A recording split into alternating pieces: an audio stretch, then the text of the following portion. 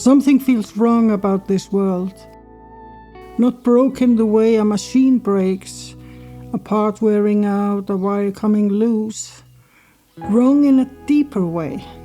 Wrong by design. You have felt it. That persistent sense that reality you were handed does not quite match what you know yourself to be. Many people carry that feeling their whole lives and never find language for it. Some call it anxiety, some call it restlessness, some call it spiritual hunger. The Gnostics had a different name for it. They called it remembering. And the map they drew of that experience, the most precise and dangerous map of human consciousness ever produced, was sealed in clay jars and buried in the Egyptian desert for 1700 years. Not because it was wrong, because it was true. Before we dive in, if this kind of content resonates with you, come find me at luminaryflow.com. There's a free gift waiting for you. You'll find the link in the top comment below. Now let's get back into it. In December 1945, near the town of Nag Hammadi in Upper Egypt, a farmer named Muhammad Ali al-Saman was digging for fertilizer when his mattock struck something hard beneath the soil. A sealed clay jar.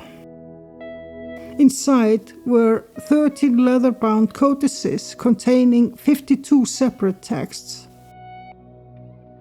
Some of those texts are older than the canonical Gospels as we have them. Some preserve sayings of Jesus in forms that predate the versions that made it into the Bible. They had been hidden for 16 centuries, placed carefully into that jar by people who understood exactly what was coming and chose preservation over compliance. What was coming was the full force of institutional Christianity, with the legal authority of the Roman Empire behind it. By 385 CE, possessing texts like these was punishable by death. The burning of books had begun. Teachers were being killed. Communities were being dismantled.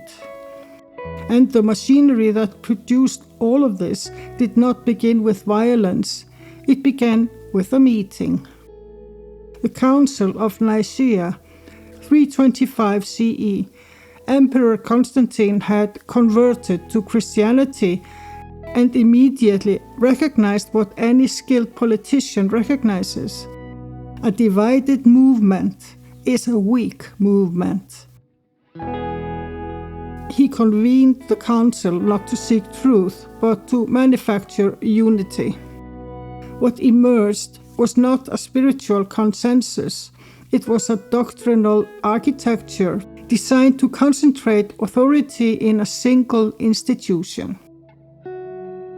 The Gnostic communities were not invited. Their texts were not considered.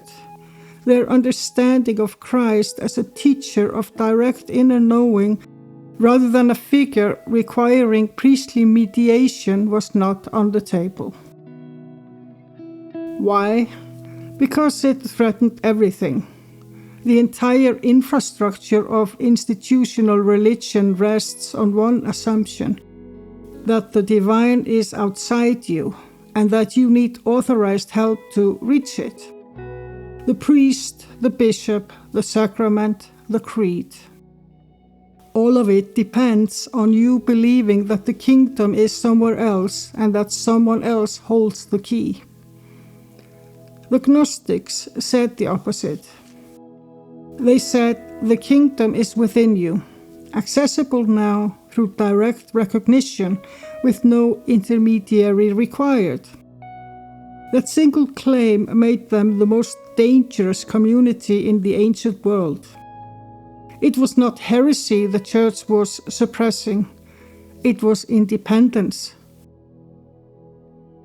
Sovereign human beings who recognize the divine in themselves cannot be governed through fear, and an institution that governs through fear cannot control them.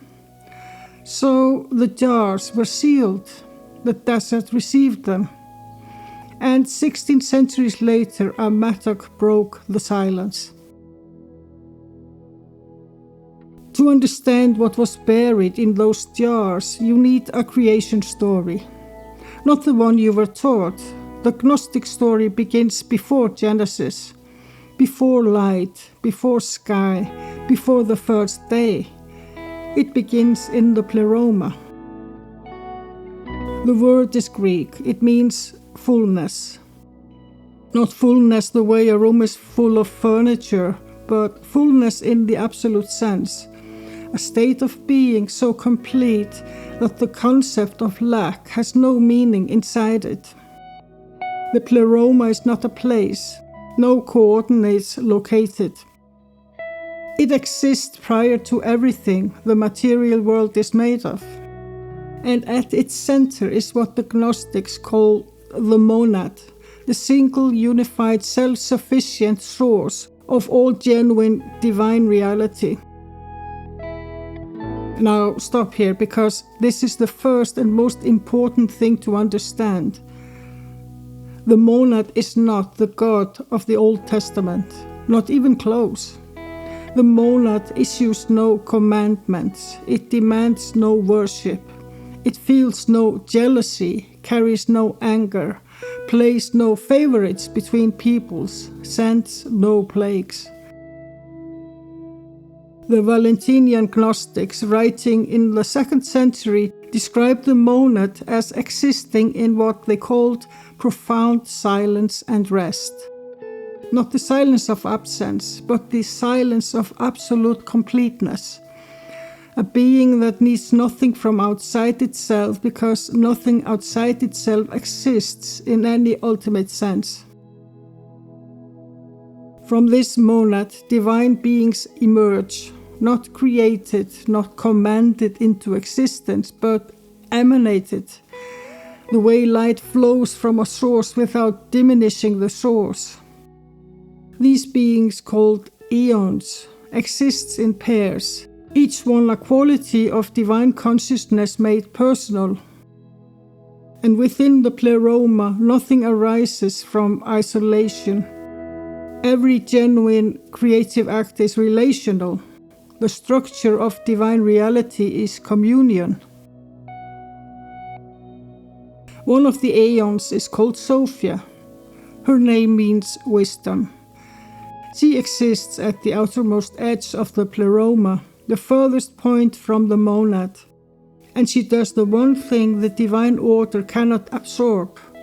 She attempts to conceive a thought alone, without her counterpart, without the sacred union through which every genuine act of creation in the Pleroma flows. She bypasses the relational structure that holds the fullness together, reaching directly for the source. And in that solitary act, she tears something open that was never meant to open.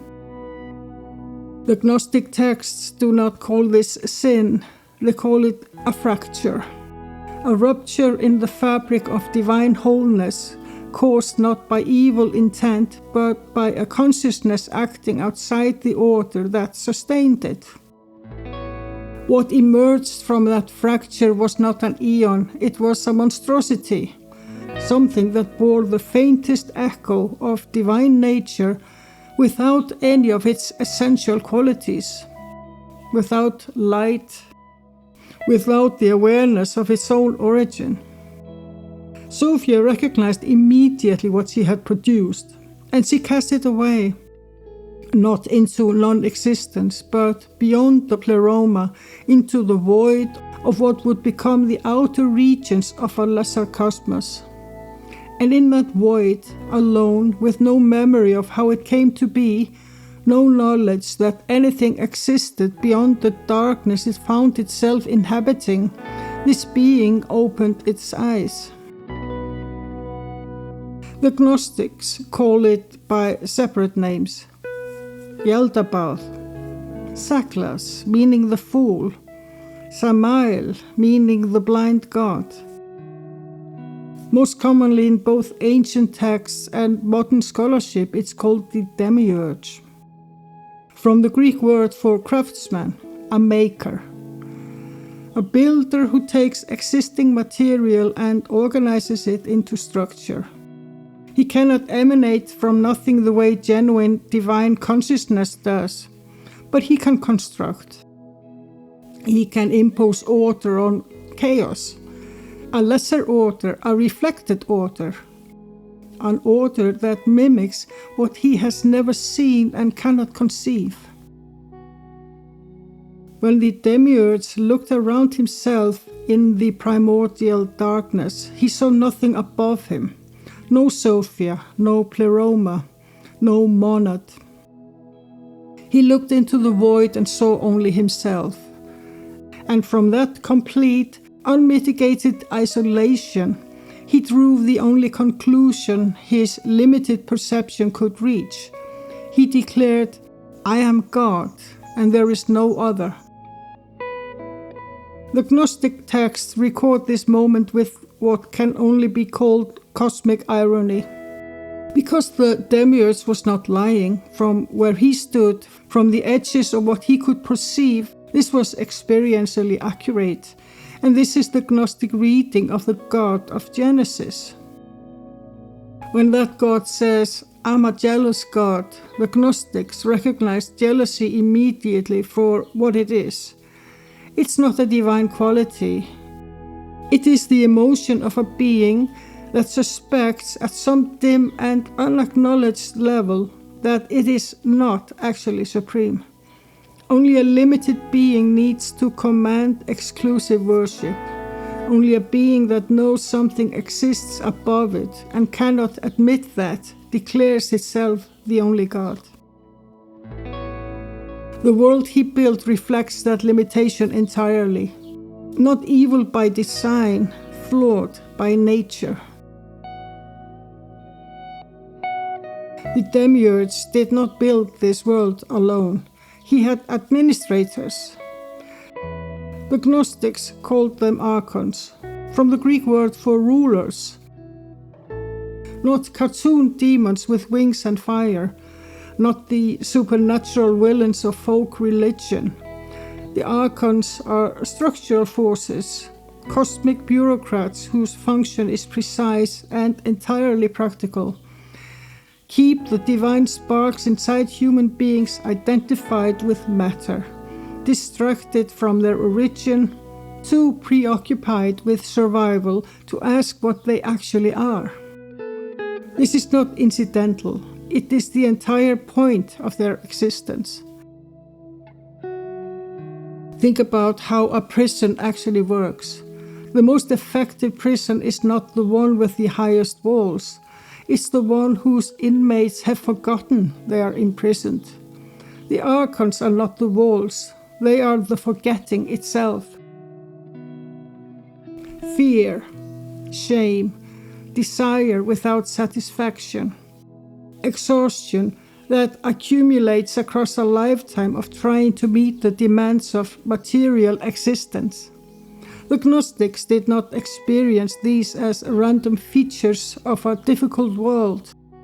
They read them as the precise mechanisms of spiritual sleep, each one calibrated to keep consciousness occupied at the surface level, where the divine spark remains dormant and the real nature of the prison never quite comes into focus. A consciousness that is chronically afraid has very little remaining attention for the kind of genuine stillness where self-knowledge becomes possible. Fear does the administrative work so efficiently that Archons barely need to intervene. Now read the Garden of Eden through this lens, not as paradise, as a managed enclosure. The Apocryphon of John is explicit on this point. The Demiurge placed the human beings in the garden not to bless them but to contain them. The instruction not to eat from the tree of knowledge was not divine wisdom protecting vulnerable creatures from truth they were not ready for. It was a management directive from the ruler of a prison system to its most dangerous inmates. Do not learn what you are. Do not discover what we cannot afford for you to discover. Stay comfortable. Stay small. Stay asleep. And then there is the serpent. This is where the Gnostic reading makes its sharpest break from everything that came after. The serpent in the garden is not the villain of the story. The serpent is the first teacher. The first voice to speak truth inside a world organized entirely around a lie. When the serpent tells Eve that eating from the tree will not kill her, that the Demiurge deceived her, that her eyes will open, that she will know, it is speaking on behalf of genuine wisdom. It is Sophia's voice penetrating the enclosure. The rage that follows is not righteous. It's the rage of every controlling system whose control has been publicly questioned. The expulsion from Eden was not punishment for disobedience. It was the system removing a threat it could no longer contain. A human being who begins to wake up to their divine nature cannot be managed the same way as one who has never questioned the nature of their reality. So they were cast out into a harder world, into hunger, exhaustion, mortality, into grinding cycles of material existence, designed to keep consciousness permanently occupied at the level where the spark stays buried. The Gnostics would recognize this architecture without a moment's hesitation in the world we inhabit now. The mechanisms have changed, the function has not. Distraction is more sophisticated, the noise is louder, but the goal remains identical. Keep the light dormant. Keep the surface busy. Keep the silence inaccessible. What the Archons could not do, however, is reach into the deepest place of a human being and remove what was placed there. Here is what the Archons could not do. They could not remove the Pneuma. That word, Pneuma, is the Greek term the Gnostics used for the divine spark. Not a symbol, not a poetic gesture towards something ineffable, a literal fragment of pleromatic consciousness lodged inside every human being, present before the Demiurge built his world and present after every system he constructed has dissolved. This is the claim at the absolute center of Gnostic cosmology, and it is worth sitting with it directly. You are not a material creature with spiritual aspirations. You are a spiritual being who has been made to believe otherwise.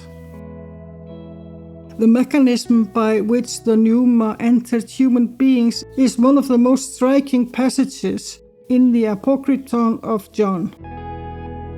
The Demiurge and his Archons had built the human form, an extraordinary construction, intricate and precise, modeled on a reflection of divine reality they had glimpsed without understanding. But what they produced would not move. The body lay inert because they had built the container without any access to what a container is designed to hold. They had no genuine light to give it, no pleromatic consciousness. Their materials were borrowed shadow, not source. Sophia intervened.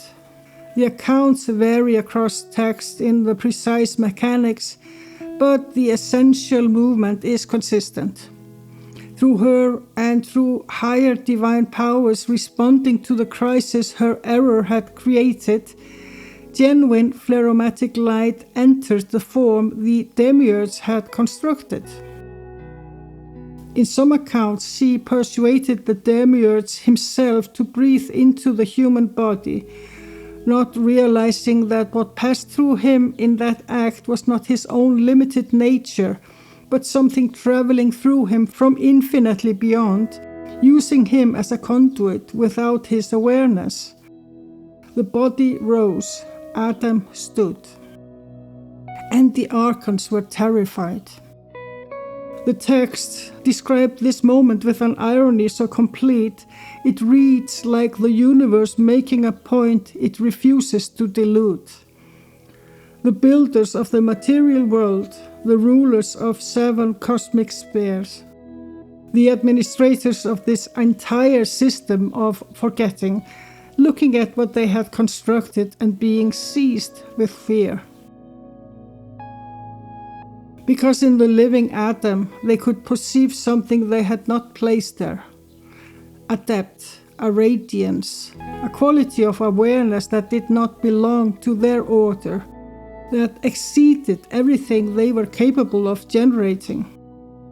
The creature they built to serve them carried in its innermost nature a light that placed it, in the most essential sense, above them. This is what the Pneuma is, not a reward for spiritual effort, not the property of a select few who have earned divine attention. Every human being who has ever walked this earth carries it.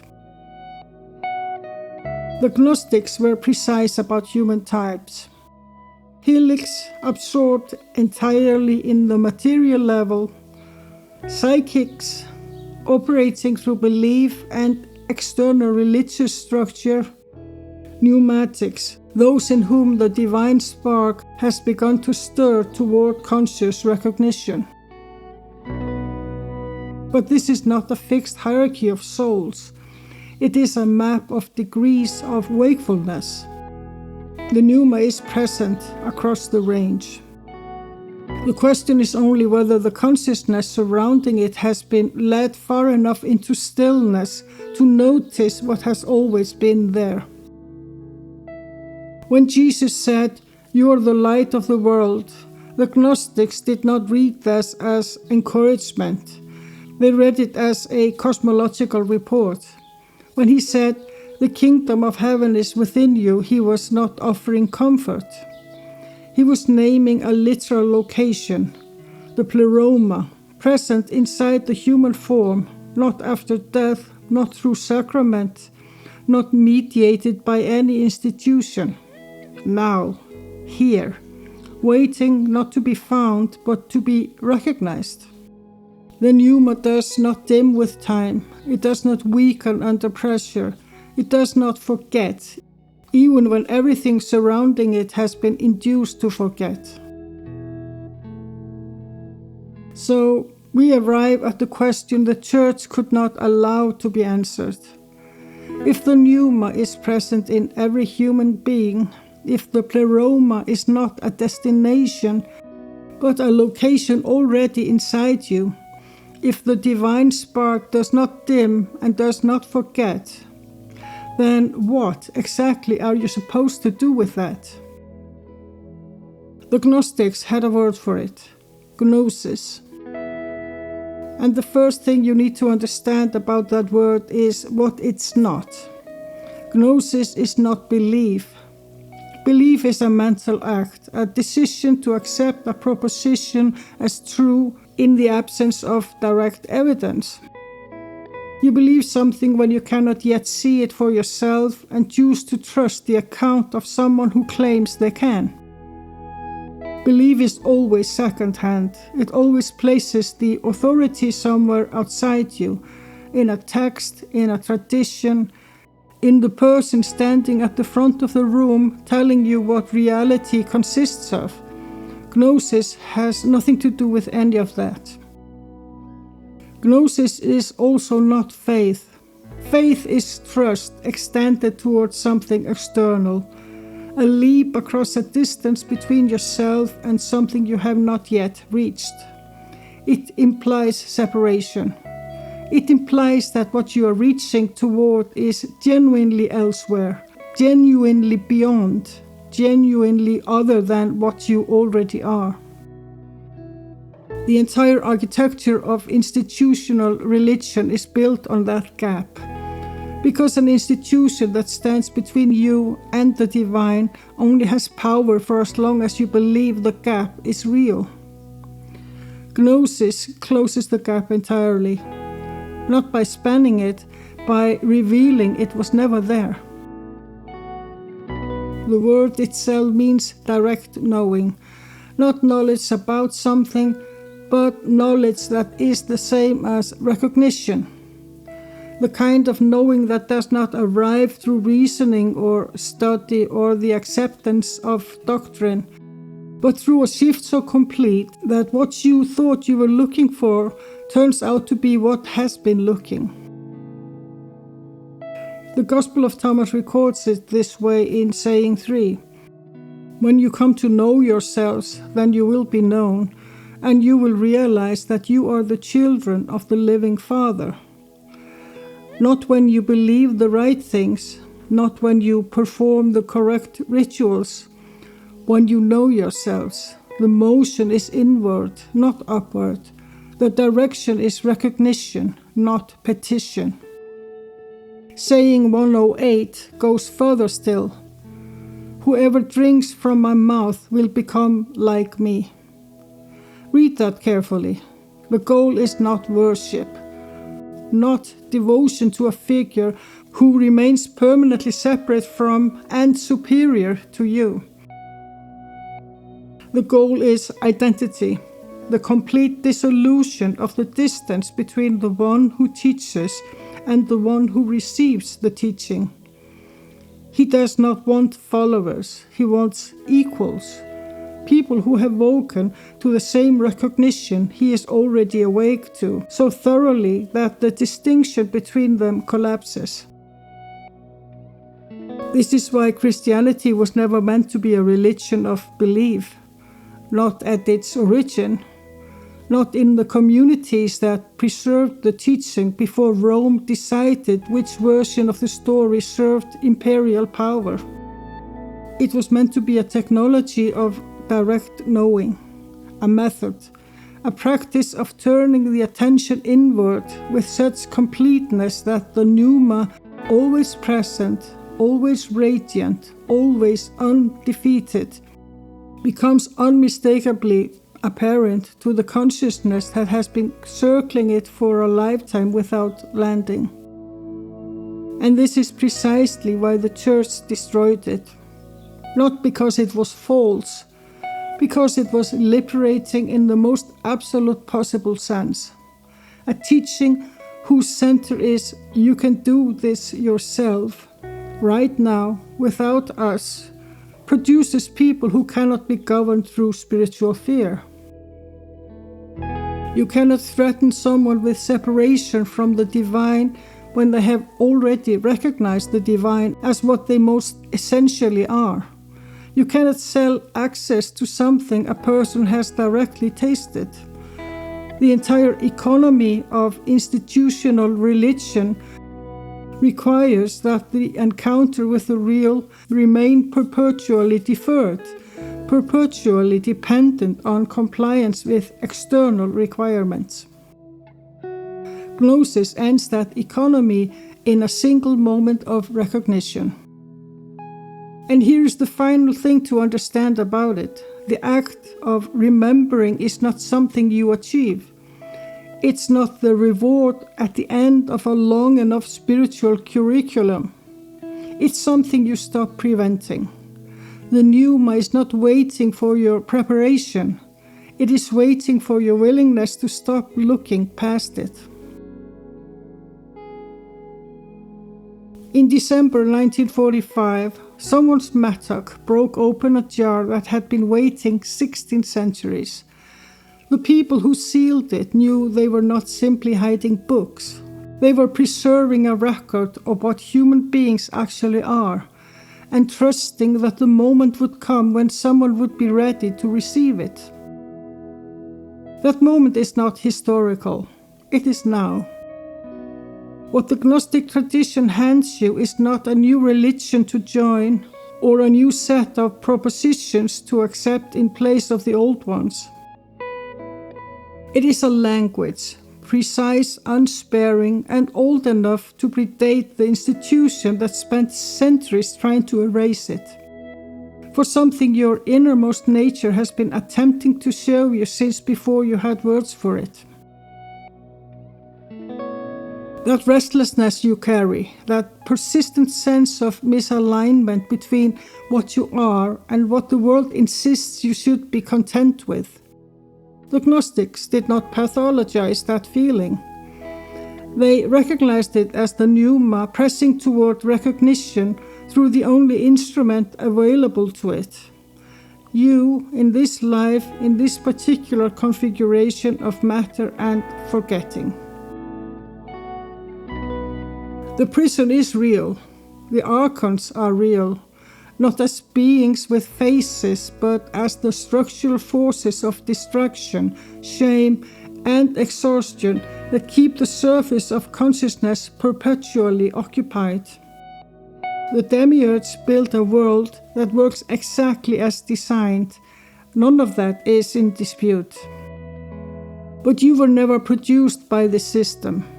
The light inside you did not originate here, does not obey the rules here, and cannot be ultimately claimed by anything operating here. The Archons could construct the container. They could not generate what animates it. That remains beyond their reach, which means it remains beyond the reach of every system of control built in the Demiurge's image.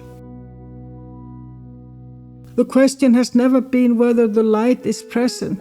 It has always been present, patient, undefeated, unchanged by everything the world has layered around it.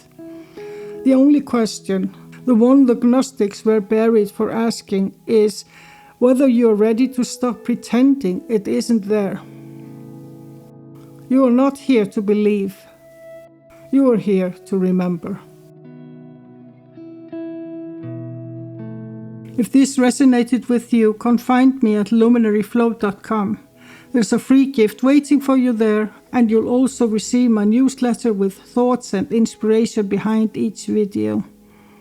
You'll find the link in the top comment below.